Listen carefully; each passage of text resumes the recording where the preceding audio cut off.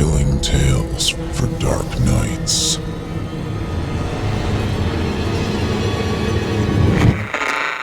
Want to make sure you never miss a Chilling Tales for Dark Nights video again? Be sure to subscribe and hit that bell to turn on notifications.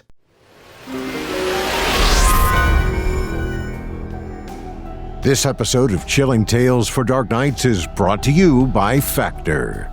Summer's here, folks. It's time to lounge like a lizard and eat like a king.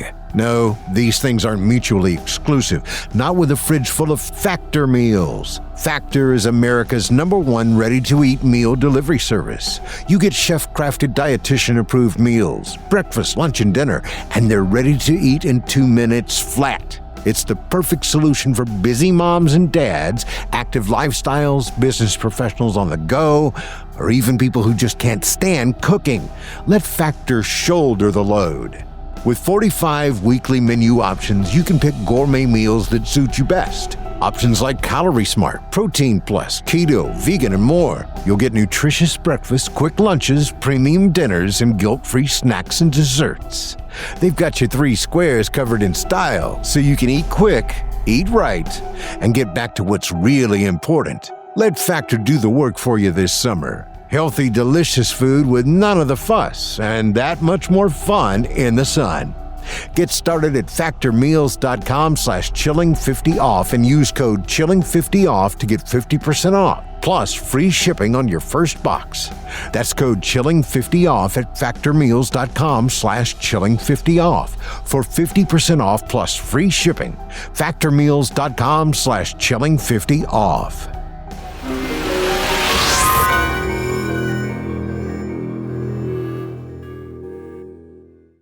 It's time to turn off the lights and turn on the dark. Chilling tales for dark nights.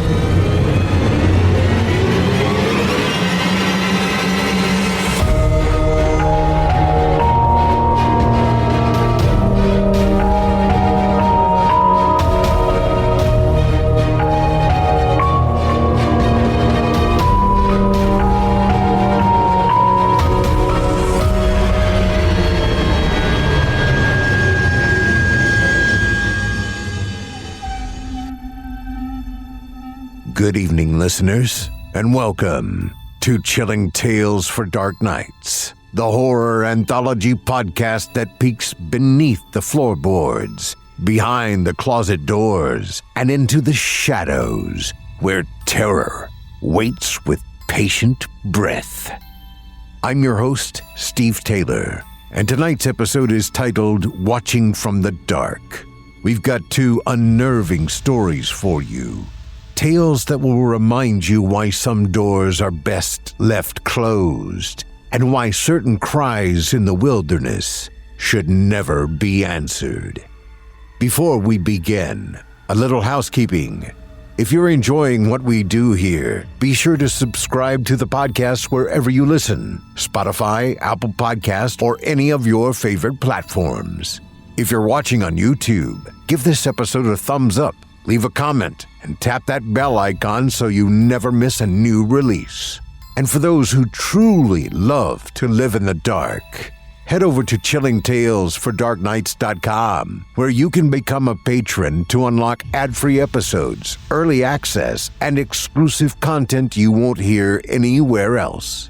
Plus, our online store is stocked with chilling merch and horror-themed mystery boxes, perfect for showing the world just how haunted your heart really is.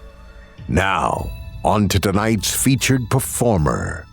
She first haunted our airwaves in episode 334, Where Fear Dwells, and returned in episode number 348, Vanishing Point, where her blend of suspense and slow burn horror left listeners rattled in the best way.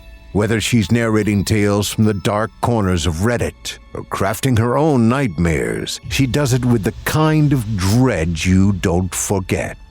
Tonight, she returns to Chilling Tales for Dark Nights once more, performing both of tonight's terrifying stories.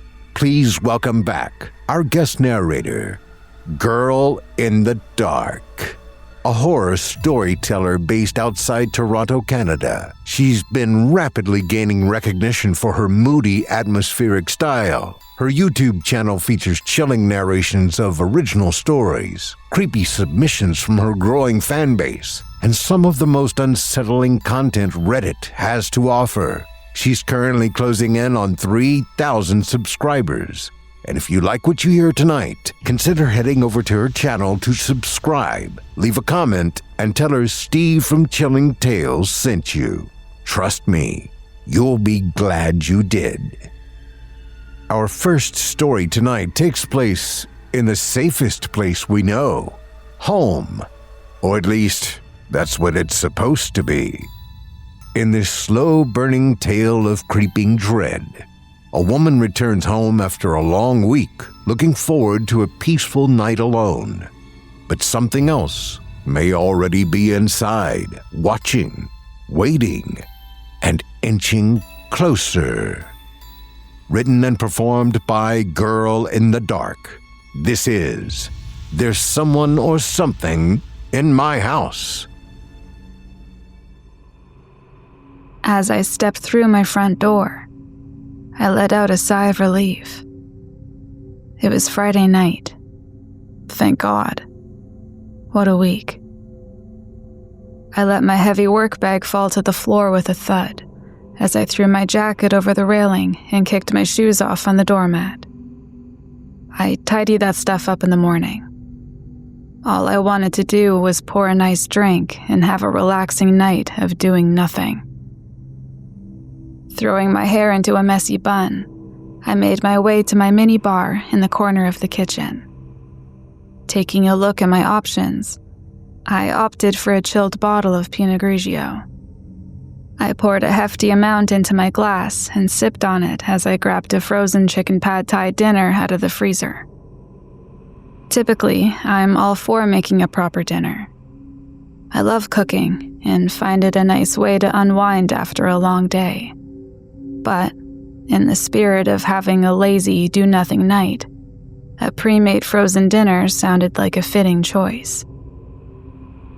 I placed it into the microwave and watched as the minutes and seconds counted down. My stomach growled with impatience.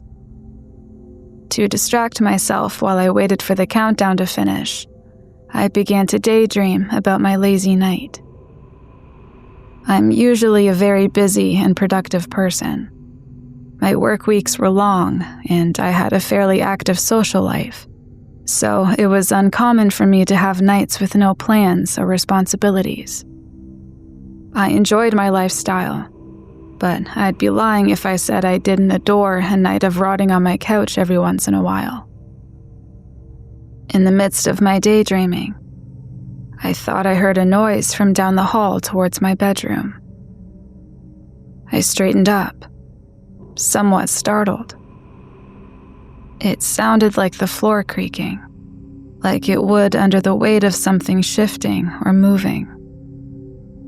But I lived alone and had no pets, so I grew slightly concerned. The microwave was still going, so I strained my ears to see if I could hear anything else. I didn't, but I was still a little on edge. I carefully put my drink on the counter and slowly crept to the doorway to the hall. I peered around the corner and was met with a pitch-black hallway. Cautiously, I reached my hand around the corner, inching my fingers along, feeling for the hallway light switch. I inhaled sharply, bracing myself, and flicked on the light. Nothing. I didn't see a single thing, and everything looked to be in its place. I stood in the doorway for a little longer, looking and listening. After another minute, the microwave beeped, making me jump and pulling me from my trance. I hadn't heard or seen anything else, so I shook my head and headed back to the kitchen. I lived in an older house, which meant it had older floors, older walls, older windows and older pipes. My house made noises all the time. I'm not sure why that one particular sound got me so worked up. But after thinking about it, I was able to dismiss it as my house and its usual complaints. I grabbed my dinner from the microwave and wandered to the living room to find something to watch on TV. There was a new episode of Survivor, or a new episode of Love is Blind, but there was also new episodes of Delicious in Dungeon I wanted to watch. I grappled with this very important decision. But then I remembered. I had nothing to do and nowhere to be. I had the whole night to watch all of it. I chose to start with Survivor, settling into my couch with my dinner and my drink. I spent the rest of the night watching my shows, sipping on my wine and snacking on various things I found in my kitchen. At about 11 p.m., I felt my eyes getting heavy. I'd made it through all the shows I wanted to watch and ate way more salty snacks than I needed to. It was time for bed. I turned everything off and did a quick tidy of the kitchen before heading to the bathroom to do my usual nightly routine. I brushed my teeth and washed my face, then made my way to my bedroom to change. After throwing on my comfiest pajamas, I climbed into my bed and tucked myself in under the thick covers. It felt like I was nestled in a warm, soft cloud, and I let out another happy sigh. When going to sleep, I like having a podcast or a show playing. I like the background noise. I searched through my saved podcasts and threw one on. It was one of those podcasts that's just a couple of girlfriends chit-chatting about random stuff. An easy thing to listen to mindlessly. I then plugged in my phone and placed it down on my bedside table and turned off the light. Snuggling deeper into my sheets, I closed my eyes. As the minutes passed, I could feel myself drifting off to sleep, the podcast host slowly fading into a dull noise in the background of my mind. In limbo, between awake and asleep, I heard something cut through the fog. Another creak from the floor. It sounded like it came from out in the hallway. My eyes instinctively snapped open. I looked over to my bedroom door that led out to the hallway, but my eyes hadn't adjusted to the darkness yet, so all I could see was black. I laid stark still. Honestly, I was surprised at how deeply unsettled I felt. These weren't new sounds to me. My house made these noises all the time. But there was something different about these creaks and moans. It sounds silly, but the house felt different. It felt smaller, and the air felt heavier. I carefully reached over and paused the podcast playing from my phone. I strained my ears to listen. As my eyes slowly adjusted, I stared at my door and felt a slight wave of relief when I saw that it was still firmly closed. But still, I found myself sinking deeper into my bed, lifting my duvet to cover the lower half of my face, like a child. I was too scared to move, and I didn't want to blink in case I missed something shift in the darkness. I wanted to be able to excuse the noises, to will myself into believing these were just normal house sounds. But I couldn't. There was something about them that caused a deep and swirling anxiety in my gut. I couldn't take my eyes off the door, but I must have eventually fallen asleep. I'm not sure how long I slept. It could have been hours or minutes, but I was stirred out of my sleep by the sound of my doorknob turning. My eyes shot open, and my body flushed with a cold sweat. I could hear the doorknob turn, then snap back into place, like whoever was on the other side couldn't get a grip on it. It was undeniable now. There was someone, or something, in my house, and they were just on the other side of my bedroom door, trying to get in. I felt paralyzed. Do I hide? Do I try to find a weapon? Do I run? My brain felt like it was literally buzzing with fear. But after a few seconds, I calmed my breath and managed to formulate a loose plan of action. I had to get out of the house. Then I had to call the police. That door was the only way out of the bedroom, but I did have a decently large window that faced out towards the street. While formulating my plan, I heard the door groaning, slowly starting to give way. I had to move. I quietly grabbed my phone off the nightstand and shifted to get out of bed. My heart dropped when the floor creaked as I stepped down on it. And suddenly, the thing outside my door went silent. I froze. I'm not sure if it thought I was sleeping, but it definitely knew I was awake now. And after a moment of absolute stillness, the thing outside started scratching and digging at my door. I could hear it grunting and screeching in frustration, and the doorknob snapped back and forth as it tried even harder to get in. I clumsily stumbled towards the window, my legs barely able to carry me. As I reached the other side of my room and flipped the latch, I heard the sound of the doorknob release, and the door flew open, hitting the wall behind it with a loud bang. I made the stupid mistake of looking behind me, and what I saw made me feel sick. This thing came crawling into my room on all fours, its limbs all longer than me, its bony fingers easily measuring a foot long. Even its neck was unnaturally elongated, with its gaunt face and hollow eyes angrily searching for me. I slid the glass pane open and hiked my knee up to climb out, desperately pushing on the screen. I moved as quickly as I could, but the creature's long limbs moved it across the room with ease. Within seconds, the creature was right behind me.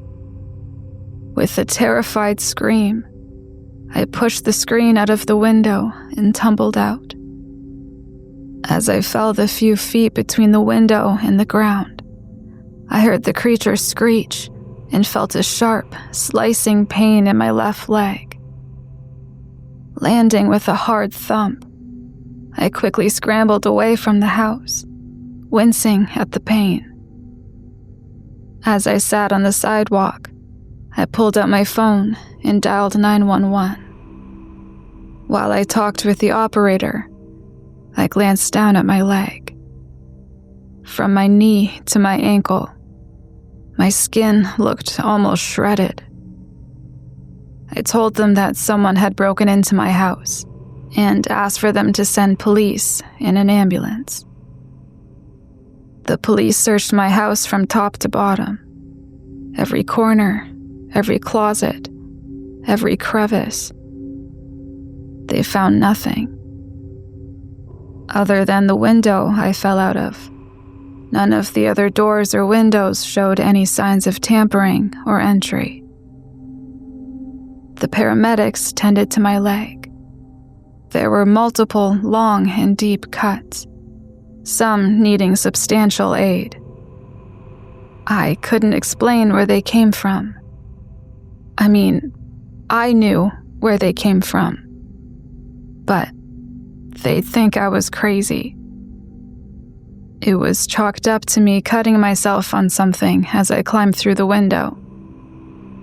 Sure. After I left the hospital, I stayed with a friend for a few nights, which turned into a few weeks. I ended up moving, and I never set foot in that house again.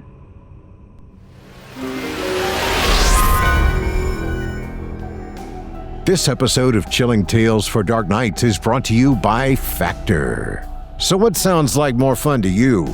Beach volleyball or slaving over a hot stove? Soaking up some rays or scrubbing pots and pans? Easy question, right? Fact is, no one's got time to be preparing healthy meals this summer, and you don't have to anymore because Factor does it for you. With Factor, you get nutritious breakfast, quick lunches, premium dinners, and guilt-free snacks and desserts all delivered right to your door. And here's the kicker. They're all ready to eat in 2 minutes, so you can eat right and get back to enjoying your day.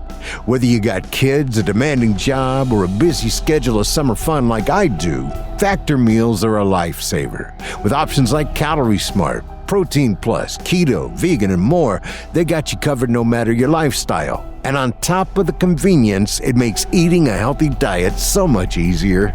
Take it from me. I used to grab fast food when I was in a pinch, and we all know how healthy that is. What Factor has done is make food both fast and great. Nowadays, instead of a greasy burger and fries, I'm having filet mignon with truffle butter over leek and potato mash with a side of rosemary carrots. How's that for a value meal? So don't choose between good food and good fun this summer, folks. With Factor, you can have both. That's why Factor is America's #1 ready-to-eat meal delivery service. Get started at factormeals.com/chilling50off and use code chilling50off to get 50% off, plus free shipping on your first box. That's code chilling50off at factormeals.com/chilling50off for 50% off plus free shipping. factormeals.com/chilling50off.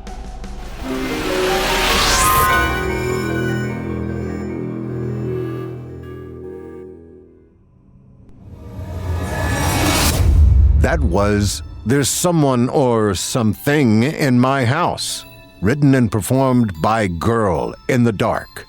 And I don't know about you, but I'll be sleeping with the lights on tonight. And maybe wedging a chair under the doorknob for good measure. If you enjoyed that performance, you can find more of Girl in the Dark's narrations on her YouTube channel. She covers everything from paranormal creepers to original psychological horror, and she does it with a voice as chilling as the stories themselves. So go show her some love. Subscribe, comment, and let her know you came from Chilling Tales for Dark Nights. And while you're on your horror kick, don't forget to check out our sister shows. If you like psychological horror, tune into Horror Hill. Prefer a classic terror with a twist? Scary Stories Told in the Dark is your destination. Want something that feels like it crawled out of your grandfather's nightmares? Otis Gyri's Tales from Duskwood is where you'll want to be. You'll find them all wherever podcasts are found, and on our YouTube channel alongside tonight's episode and many more. Now then, we're headed off the beaten path for our next story, deep into the forest, and the deeper we go, the worse it gets. Our final tale of the evening comes from author RedBadAndy, and it takes us to a lonely mountain trail where a desperate search for a missing woman turns into something far darker. A man follows a trail of blood through the woods, hoping to find his girlfriend before the storm washes away the only clues. But the truth waiting at the end of that trail may be far worse than no answer at all. Narrated by Girl in the Dark, this is On the Bloody Trail. It's been 22 hours since Jennifer went missing, but I may have found a trail. We had decided to go camping together this weekend. Everything was fine at first. We had done this 100 times. Yet somehow, while we were taking a hike along a beautiful stretch of forest, she got lost. She had been complaining about an upset stomach a few minutes into our hike. She had brushed it off and said she just needed to eat something. I offered her some of the snacks I'd packed, though for some reason she couldn't stomach the idea of eating any of the provisions I had brought, mostly trail mix and energy bars. Further along the trail, she had needed to stop and take a break. I thought since we were over an hour away from camp, and with the upset stomach, she might be getting sick. She looked pale, and I thought she might throw up. I gave her a little space and privacy briefly, and she went behind a bush. That was almost an entire day ago. Somehow, she had just vanished. Since then, I've been frantically searching and looking everywhere. Yet, in my efforts to locate her, I've diverged so far off the trail that I think I might also be lost. But I have to keep looking for her. I have to find her. I'm exhausted, and my body aches. But I continue walking, searching, and when my dry, aching throat can muster the strength, calling out to her to see if there's any response. I feel like I'm going in circles, following my own footsteps. What I thought was a trail turned out to be nothing. And worse, I hear the roar of thunder in the distant mountain, and I know that rain isn't too far off. My hopes of finding any trace or trail were evaporating quickly. I had already searched for an entire day with no results, only being forced to stop for a few hours when it was completely dark since I couldn't find my way back to camp. I had no replacements or batteries if my only light source went out, so I had to use it sparingly. Indeed, I would likely only get more lost if I wandered into the darkness alone. Alone. Just like Jennifer was.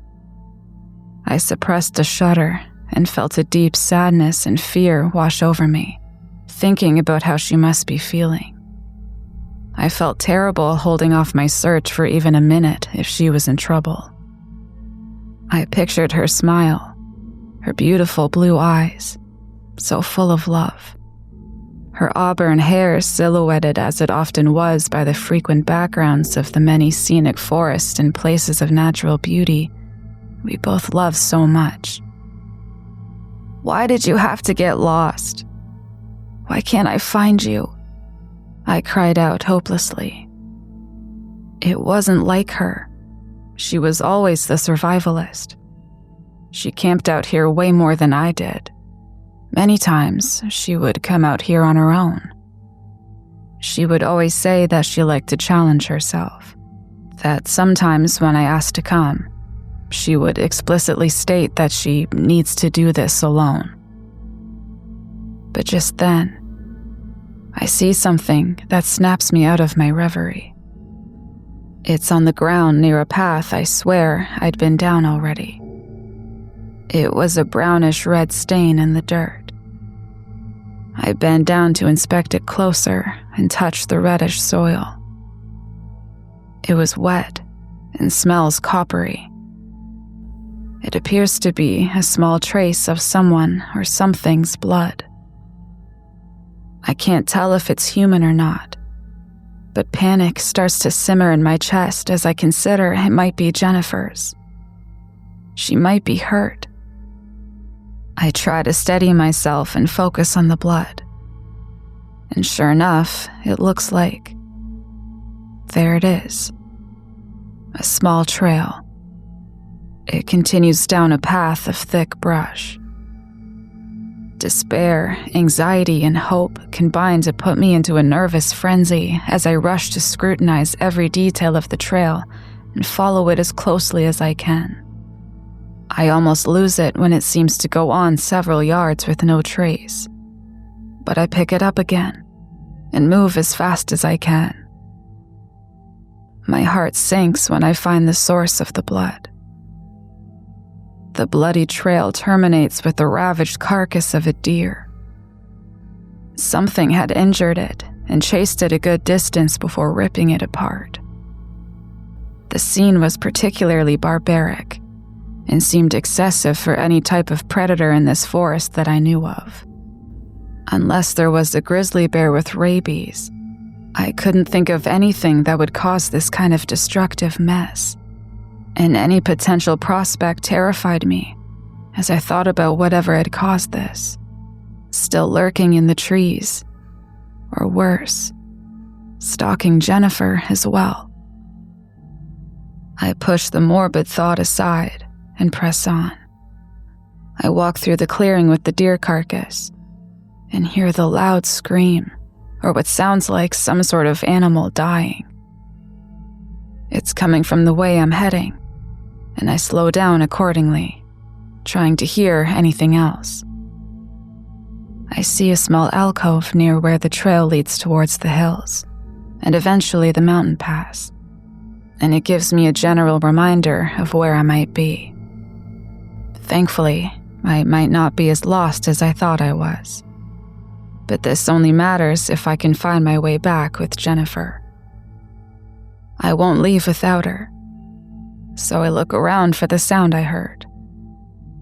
I can't find the source immediately, but there in the distance, I think I see... Yeah, there's something else. On a rock, there's another spattering of blood.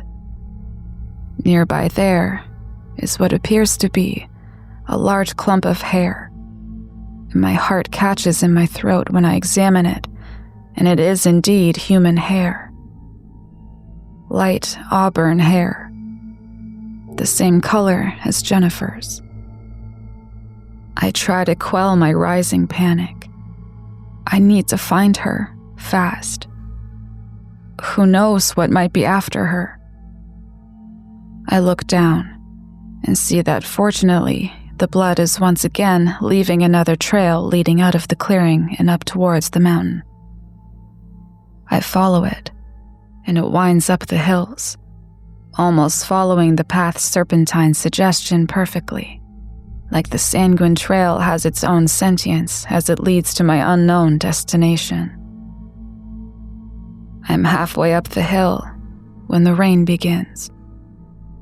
I start to run, moving as fast as I can and losing the trail at one point in my haste. I know it'll soon vanish completely, and when I'm up the hill and it diverges, I won't know where to go. I hear an ear-splitting thunderclap, and shortly afterward, I hear a cry of pain and a loud shriek from a person. A woman. Jennifer, it's you. I've found you. It must be. I sprint up the hill as fast as my tired limbs will carry me. I slip and almost fall off the sheer cliff side.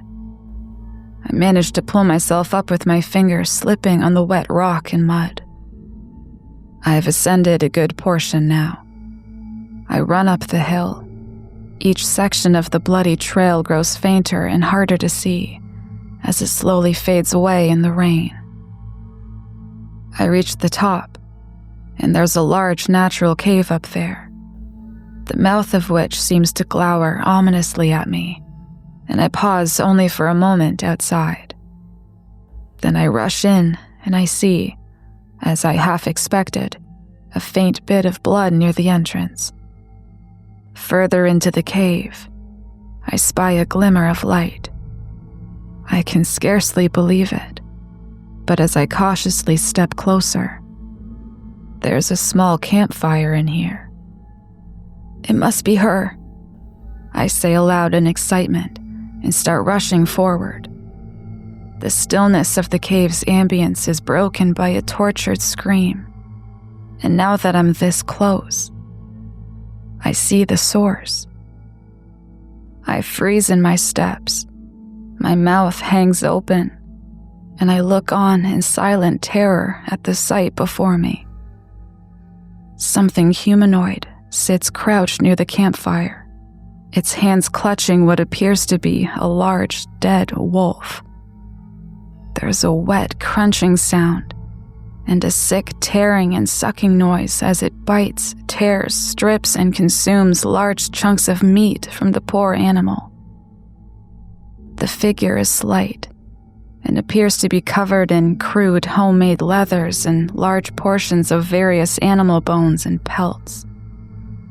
Around the small campfire is a veritable boneyard of stripped animal skeletons, many looking recently flensed.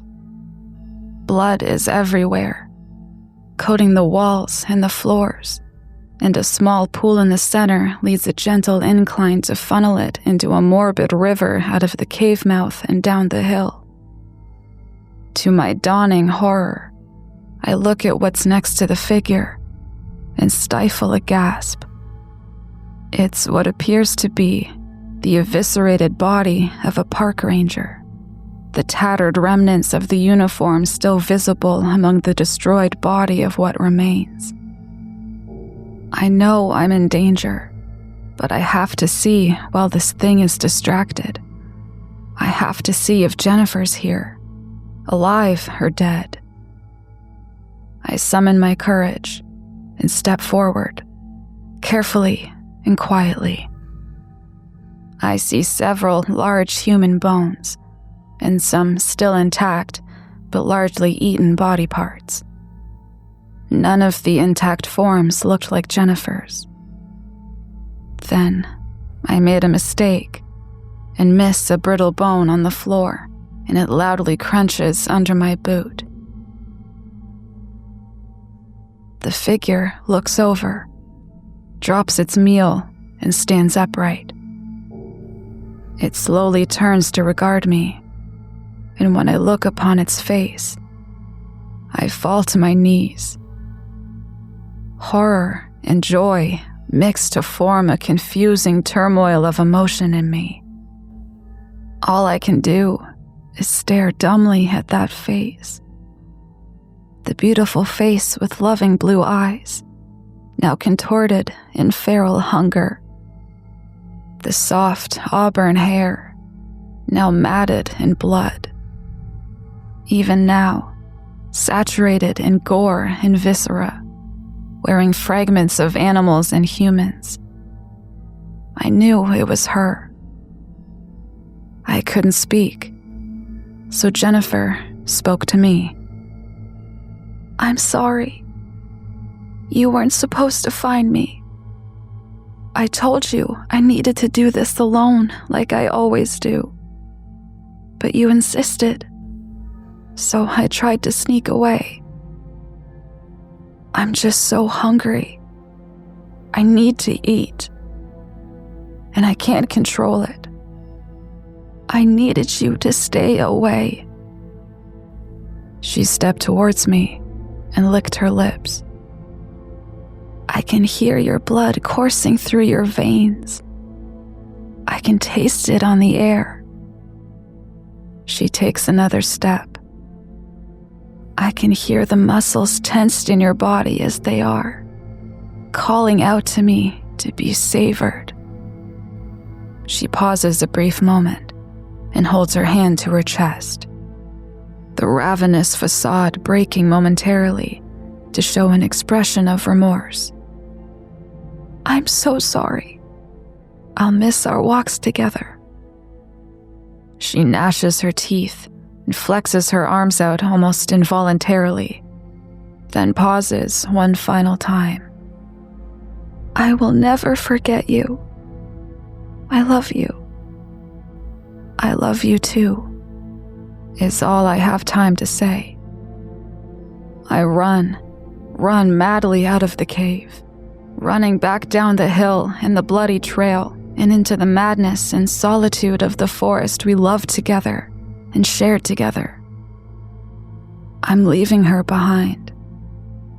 I never thought I could. The feral scream compels me faster. I never looked back. That was On the Bloody Trail by RedBadAndy, performed by our featured guest narrator, Girl in the Dark. And if that story didn't make you think twice about answering a distant scream in the woods, I don't know what will.